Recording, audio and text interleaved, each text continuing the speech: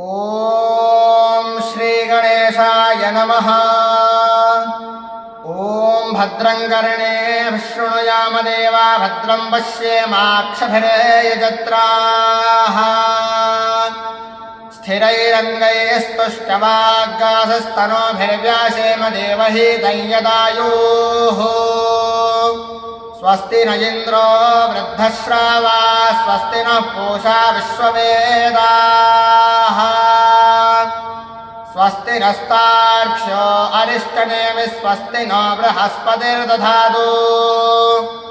ॐ शान्तिः शान्तिः शान्तिः।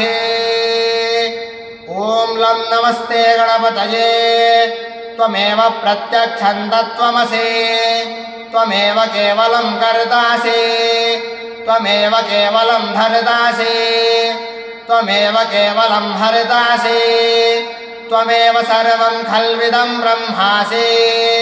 त्वं साक्षादात्मासि नित्यं ऋतं वच्मि सत्यं वच्मि अवत्वं माम् अववक्तारम् अवश्रोतारम् अवधातारम् अवदातारम् अवानूचानमवशिष्यम् अवपश्चात्तादे अवपुरस्तादे अवोत्तरात्तादे अवदक्षिणात्तादे अवचोर्ध्रुवात्तादे अवाधरात्तादे सर्वतो मां पाहि पाहि समन्तात्।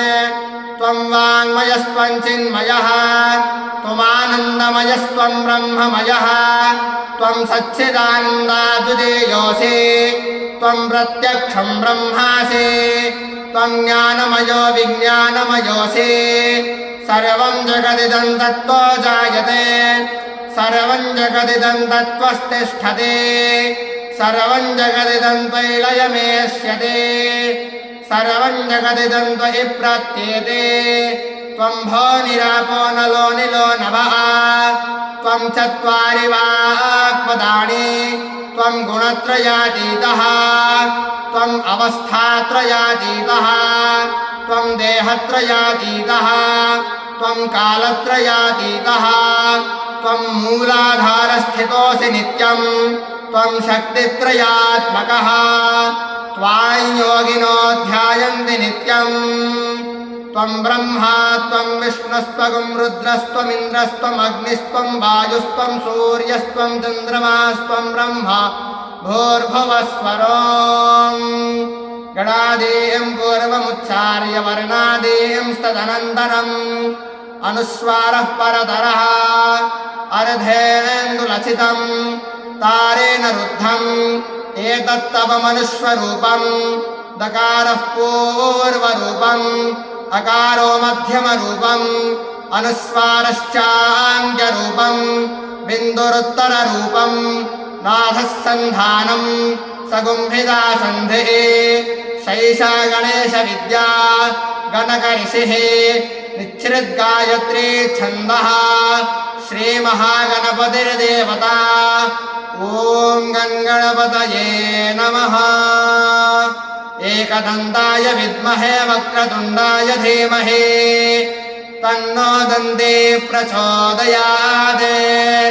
एकदन्तं चतुर्हस्तं पाशमं कुशधारिणं रतं च वरदं हस्तैर्बिभ्राणं मूषकध्वजम् रक्तं लम्बोदरं शूर्पकर्णकं रक्तवाससं रक्तगन्धानुलिप्ताङ्गं रक्तपुष्पैः सुपूजितं भक्तानुकम्पिनं देवं जगत्कारणमच्युतम्। आविर्भूतं च सृष्ट्यादौ प्रहृतेः पुरुषात् परम् एवं ध्यायति यो नित्यं स योगी योगिनां वरः। नमो व्रातपतये नमो गणपतये नमः प्रमथपतये नमस्तेऽस्तु लम्बोदराय एकदन्ताय विघ्नविनाशिने शिवसुताय श्रीवरदमूर्तये नमो नमः।